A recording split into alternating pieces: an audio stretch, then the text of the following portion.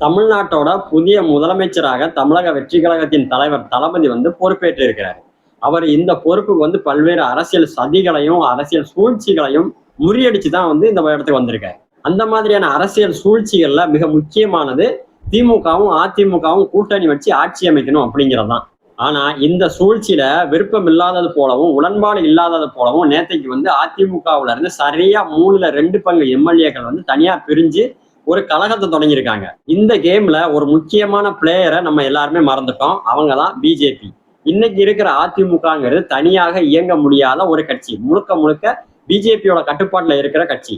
இன்னைக்கு இருக்கிற அதிமுகவுல பிஜேபிக்கு தெரியாம ஒரு அணுவும் அசைய முடியாது. அப்படி இருக்கும்போது சரியா 3/2 பங்கு எம்எல்ஏக்கள் எப்படி அதுல இருந்து பிஜேபிக்கு தெரியாம பிரிஞ்சு கழகத்தை செய்ய முடியும்?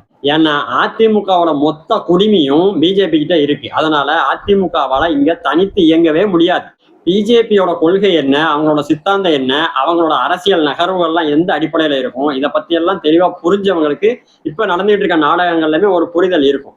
பிஜேபியை பொறுத்த வரைக்கும் ஒண்ணு அவங்க ஆட்சியில இருக்கணும், இல்ல ஆட்சியில இருக்கிறவங்க அவங்களோட கட்டுப்பாட்டுல இருக்கணும் அப்படிங்கறதுதான் பிஜேபியோட பிரதான நோக்கமா இருக்கும். இவ்வளவு காலமும் தமிழ்நாட்டுல அதிமுகவும் திமுகவும் அப்படிதான் செயல்பட்டாங்க. ஆனா இன்னைக்கு வந்திருக்கிற தமிழக வெற்றி கழகத்தோட ஆட்சிங்கிறது அதற்கு நேர்மாறா இருக்கிறதுனால அந்த ஆட்சியவும் எப்படியாவது அவங்க கட்டுப்பாட்டுல கொண்டு வரணும் அப்படிங்கிறதுக்கான அந்த அரசியல் சாணக்கியத்தனத்தை பிஜேபி தொடங்கியிருக்காங்க. அதோட ஒரு முதல் படிதான் இந்த கழகம் செய்யறவங்க அதிமுகவுல இருந்து. இனி வரும் காலங்கள்ல இப்ப இருக்கிற அரசுக்கு ஆதரவு கொடுத்துட்டு இருக்கிற விசிகாவும் கம்யூனிஸ்டும் இயல்பாக வெளியேறினாலோ இல்ல அவங்க வெளியேறக்கூடிய ஒரு சூழலை இந்த பிஜேபி உருவாக்கி அவங்களை வெளியேற்றிட்டு அதன் மூலமா இப்ப இருக்கிற இந்த பேக்கப் டீம் அரசுக்கு ஆதரவு கொடுத்து அதன் மூலமா இந்த அரசை அவங்களோட கட்டுப்பாட்டுல எடுத்துக்கிறதுக்கான ஒரு திட்டமா கூட இருக்கலாம். ஏன்னா இப்போதைக்கு மக்களோட பார்வையில அதிமுகவுல ஏற்பட்டிருக்கிற இந்த பிளவு ஒரு பகுதி எம்எல்ஏக்கள் பிஜேபி ஆதரவாகவும் பிஜேபி கூட கூட்டணியிலையும் இன்னொரு பகுதி எம்எல்ஏக்கள் அதுல இருந்து விலகி தனியா இருக்கிறதாகவும் அதாவது பிஜேபிக்கு எதிராக இருக்கிறது மூலமும் ஒரு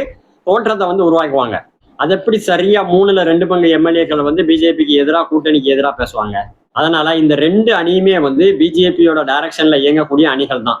தமிழக வெற்றி கழகத்தோட தலைவர் தளபதிக்கு இந்த சூழ்ச்சிகள் எல்லாம் தெளிவாவே தெரியும். ஆனா தொண்டர்கள் சில பேர் இதற்கு ஆதரவான மனநிலையில இருக்கிற மாதிரி தெரியுது. நீங்க எல்லாரும் புரிஞ்சுக்க வேண்டிய மிக முக்கியமான விஷயம் என்னன்னா, இங்க அதிமுகங்கிறது தனியா இயங்க முடியாது. அவங்க முழுக்க முழுக்க பிஜேபியோட டைரக்ஷன்ல இயங்குறவங்க. நம்மளோட கொள்கை எதிரிங்கிறது பிஜேபிக்கு மட்டும் இல்ல, பிஜேபியோட கட்டுப்பாட்டுல இயங்குற அதிமுகவுக்கும் பொருந்தும்.